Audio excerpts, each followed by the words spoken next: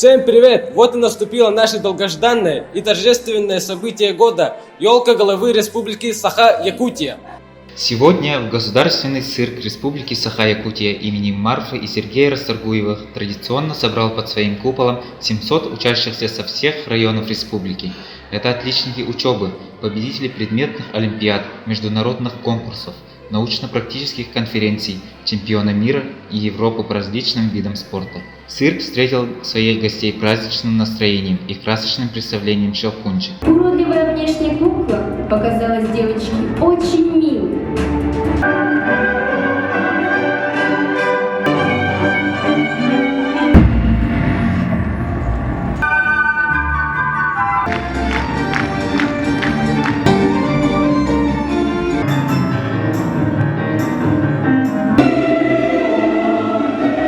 А все-таки я очень люблю Щелкунчика.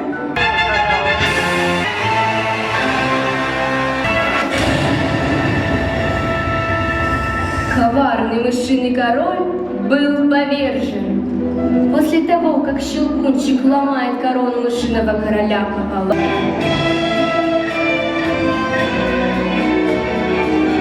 где сверкающие цукатные рощи, пусть в Новый год случится чудо! Елочка, зажгись!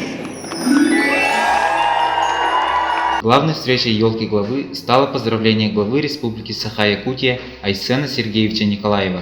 Дети, дорогое наше будущее, дорогие друзья, я искренне приветствовать вас сегодня и от всей души поздравить с наступающим Новым годом и Рождеством Христовым и пожелать, конечно, всего-всего самого хорошего в этот замечательный день. Всем участникам елки главы республики присуждали единовременные стипендии в размере 25 тысяч рублей. А также сам глава Айсен Сергеевич Николаев наградил 10 лучших учеников республики номинациями.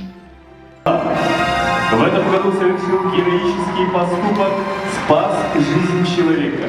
Ученик Намской средней общеобразовательной школы номер 2. Меня зовут Кудярова Арина, я из Тамбонского района.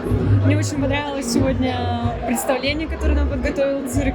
Очень понравилась речь нашего главы, так как он сказал важную для нас тему, что мы будущее Якутии и вообще России. Я считаю, что это правда так, потому что нам развивать нашу страну, нашу республику и наш родной край.